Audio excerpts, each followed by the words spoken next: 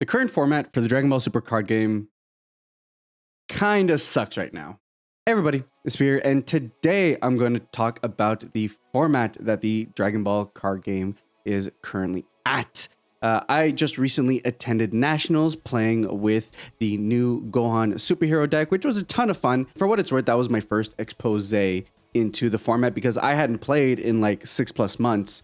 Even the previous format where it was literally all Gogeta and Syn, I didn't play any of that format. So that was my first real experience playing against those decks and then everything else within them. And it was actually my first time really playing with Z battle cards, Z Awakening, all that kind of stuff, which was a lot of fun to kind of explore that for the first time, but definitely didn't lean itself to a great Nationals performance. But that's fine. I showed up to have a good time and I did end up having a good time and learned a lot from it. Specifically, where this format is currently at. We've been hearing a lot across the board from multiple different players that the format doesn't feel great. It doesn't feel fun. It doesn't feel, there's a clear disdain for the current format in how the player base has been kind of feeling about it. And I think there's a couple of notable causes for this, right? So what do we feel? There's not a lot of options. Realistically, it's like going into Nats, it was red or bust, right? And then post Nats, we kind of discovered that blue was kind of the end all be all in regards to the format. So now we're in a position where you kind of have to pick one or the other, one of which kind of perp stomps everything else and the other that can just be piloted into really good success. But it is still skill intensive at the top tables, right? I do think that a lot of my matches were definitely at a level in which I could have made better decisions to lead myself to the win. So it's not like I feel like it's a big RNG fest and there's no, it's not a dice roll format as much as is felt in previous formats. Does the dice roll help? Of course, it always helps. But it definitely still feels like I was capable of playing a game going second, which I did predominantly the entire tournament. If that's how the format feels, then well, what are kind of the causes of that? And first, we're going to take a look at kind of what is currently being played and seeing success.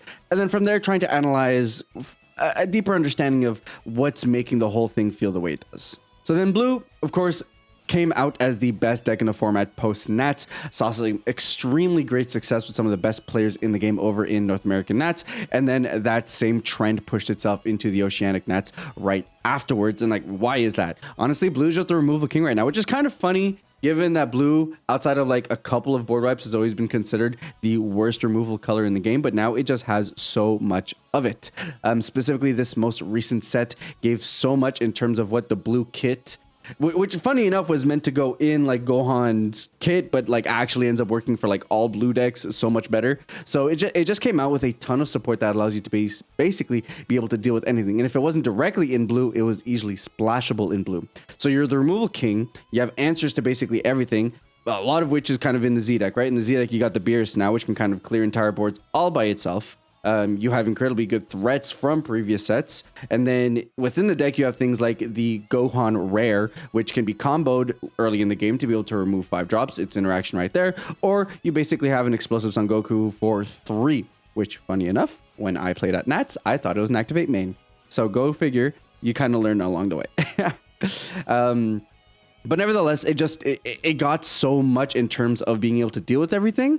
And then blue already had blowout threats, right? Like A17, which didn't close out a ton of games from what we saw over on the national stream, but it's something that you have to consider over and over and over again that can finish out games, things that clear out the board. You got these secret rares, the Gohan now that can burn damage, so now you have to be considerate that against blue, you can't go down to 1 health unless you have a way to deal with it. In the mirror, that would be things like Godzilla Goku. You have more cards than your opponent, and then guess what? If your opponent has more cards than you can access the Z deck to get the new Goku or Vegeta. You're probably better off running the Goku, though, if you're just going to go use the effect to rip your opponent's hand down to 10. So basically, the color does everything. Alternatively, red. Red is just a free value color. Honestly, between Syn and SS4, it just feels like they get to do a lot for free. And I was actually having, I was over on the Hermit Style Discord, and we were talking about kind of how the format feels, and I still stand that it felt skill intensive. And awareness of what my opponent was capable of doing meant that I was able to plan for it and typically play around it. That said, there is a lot that you need to account for, and I think that's the biggest thing for Red is the fact that they just get so much to do for effectively free. There's a lot of buttons that I just get to do this. Things like the free Z Awakens, right? So for Syn, you basically really, no hassle, get to become a 20k double strike that really kind of just stands there. For Red Gogeta, for SS4 Gogeta, you get to chill and at any point, either offensively or defensively, present yourself with a 100k leader that if you don't have a way to deal with, you just kind of have to pass your turn or set up a board or do something, right? Are they unbeatable? No, obviously not. As far as the SS4 matchup goes, you just kind of try to force it on your turn while you're trying to press them in, and then they don't really have options going into their turn. So if you hold up a couple of defenses after forcing their Z Awaken, you're generally pretty good. Against the Shenron lead, of course, there are multiples of ways to aggress them early and kind of put pressure there. But even then, right, if you don't actually get there by applying early pressure and trying to beat them, then things like Syn can just like drop 2 of the 8 drops that are like triple strikers, clear your board, do a bunch of stuff, right? So it's just not only can they apply a lot of pressure really well early on themselves if you're not doing much, but their catch-up mechanics are really strong, and basically they just get to do stuff. Syn gets to drop a bunch of 8 drops, one of which is for free. Gogeta gets to be able to play the 8 drop, which like literally says you can't do anything to it. Unless you're blue, which again, another reason why blue is so good. You got the dirty burst. You can play Shin in the main deck without really any issues, things like that. So basically, Red is in this place where it has a ton of free value at an incredibly good rate in terms of what they're trying to do. So it's not like they really have an opportunity cost in regards to what their deck gets to do to be able to have all this free value. It's just kind of stuff they want to do anyways. And then blue just has all the answers, and by virtue of having all the answers, is in a position to be able to beat out red. So that's kind of the state of the 2 colors, and it's, I can only really talk about 2 colors right now, and that's kind of where the big issue lies, where there's just no real opportunity to be able to play anything else. So the causes of that, the cheating of cost is kind of the biggest thing, right? Blue gets to do everything at an incredibly efficient rate, and even beyond that, red gets to just do everything for free. So it just puts you in a position where every other color can't keep up because effectively they're not doing the same thing as, when it comes to costs. Green is paying 2, 3 energy for things that get, sometimes do some impact, but generally can be answered relatively easily.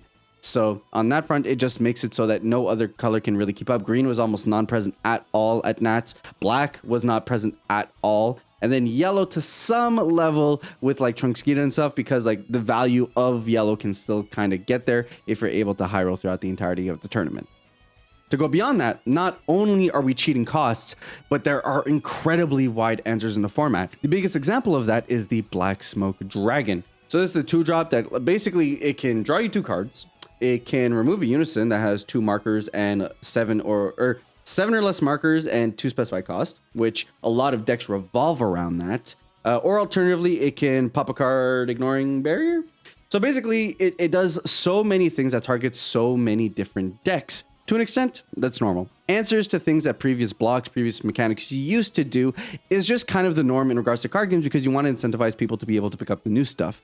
Also, mechanics need an answer, and things like unisons have been generally pretty hard to answer for the entirety of their block because why? They want to incentivize the play of them. So to go beyond that, now we're in somewhere new. They want people to try and do new things, and it's about time that we can actually answer the stuff that we used to do in previous sets. So now we have really good answers for them, but they're so incredibly wide in terms of the coverage that they have that they really force you to want to be able to either play those answers yourselves or play decks that don't get punished as hard by those answers. And that's the crux of it, right? So we have red, which is an incredibly big gatekeeper, right? Red is the color between the SS4 and Syn that basically says you can't play any other color. And then on top of that, you have cards that exist that have an extremely wide coverage in the amount of things that they answer, specifically targeting what a lot of old stuff used to do. So now we're in a position where not only are you just gatekept in general, but there are a huge suite of answers that are able to deal with what you're doing. So it takes a format that's already incredibly small because of the gatekeep aspect, and then it winds it down even more because you have such good answers to anything that would even be outside of that spectrum. Catch-alls are good for certain things in terms of being able to let you answer everything, but they're in terms of wider format, they can be tough because they do force things out. which ultimately ends up creating the meta where we're at, where you have blue as the best deck in the format. Below that, you have the 2 red decks, which stand as the gatekeepers. And then below that, you have nothing else, which means we have an extremely low diversity. Low diversity formats are highly skill-intensive formats because you know what you can prep for. So I know when I'm going for a tournament, I need to tech for blue and for red. About 80% of my sideboard slot needs to be dedicated for those matchups as well. I need to be good in the mirror. I need, like, if I'm playing blue, I need to be good in the mirror. I need to have my answers for the red decks, my dirty burst, my shins, and stuff like that. And then beyond that, maybe a couple of catch-all slots, a couple of more black smoke dragons in my sideboard, or any cards that kind of deal with things that I, hand destruction, let's say, because you could argue that green has a half decent matchup against blue. And that just doesn't feel great, right? So to that end, I do wish that there was a wider breadth to this format, that I didn't feel so punished for wanting to try something new. And unfortunately, the new set, while it brought on some great cards for blue primarily, and brought some cool archetypes, or like the villain archetype is legitimately cool. And mind you, that might just be through the lens of the fact that we don't have a real hand destruction archetype right now, so we'll take like anything kind of looks pretty decent. But nevertheless, the set itself didn't have really powerful standing archetypes, which means nothing in there is going to push out the old stuff. The cards that were in it just kind of really amp up the old decks. And now we're in a position where there's just not much change. So for people who were playing the format previous to the Nats format with the release of the new set, it pretty much feels the same, except blue just has an even more relevant space than it did beforehand. And then, even for me coming in, I'm like, okay, I get it. So after one tournament, I get it. And unfortunately, I don't think this get it state really ends up changing until we get the release of the set even beyond that. So it's unfortunate. I think part of it has to do with the fact that the other colors just aren't on par in regards to things like cost. And I do also think that the wide answers kind of make it so that everyone can stop everything, which means there's no real angle that you can kind of tackle a deck to try and get under it. So for what it's worth, Crimson was an innovation. I do think that if I had, because like I've had like 5 days worth of practice before Nats, and before that I hadn't played a Dragon Ball game in like 5-6 months. So I do think from the way I was feeling piloting the Blue Gohan deck, with another month's practice, I probably would have landed on something similar to Crimson. Maybe not Crimson itself. I might have landed on like SS3 or something like that. But it definitely felt like the pivot from the restriction that the Sun Gohan deck had to opening up to more blue and just taking the best parts of the Sun Gohan deck, which aren't even restricted to the leader anyways, and putting him elsewhere. Things like the Gohan Negate and the Piccolo, the Piccolo Infiltrator. Those cards felt like they managed to be made. So it does feel like the current format is a natural progression. It didn't feel out of left field that blue ended up coming in. It definitely felt like someone just had to figure out what the right brew was, and clearly the competitive players at these current nationals did. So I don't know. The format doesn't feel great. I'm not excited to play this format specifically. I still love Dragon Ball. I still feel like my games, when I lose, they're my fault. When they win, they're my fault. But it definitely feels like the gap between what you can play and can't play is extremely wide, and I think therein lies the biggest issue. The opponents that I played that weren't red at the tournament, I think I 2-0'd all of them, right? And huge shout outs to my opponents. I had a great time, but it just wants to show that like blue was just that much above, right? And I can only imagine their matchups against red. And then you got like the fringe reds, which is like the red Vegito, and then the red like OTK deck that uses set 6 Gogeta. So there's just a lot of things out there that kind of make it feel like you either play red, you either play like the 2 variants of blue that can compete against them and do even better than them, and then otherwise you're just kind of watching things happen. So that's my quick 2 cents on the format. I think that's where we're currently at. I don't think we're going to see real innovation beyond what we've seen at the national format until probably the next set, which is a shame, but hey, we're going into the holiday season. It's an opportunity to kind of kick back. There are Zenkai Cups, and the tournament circuit moving forward is definitely still Zenkai Cups.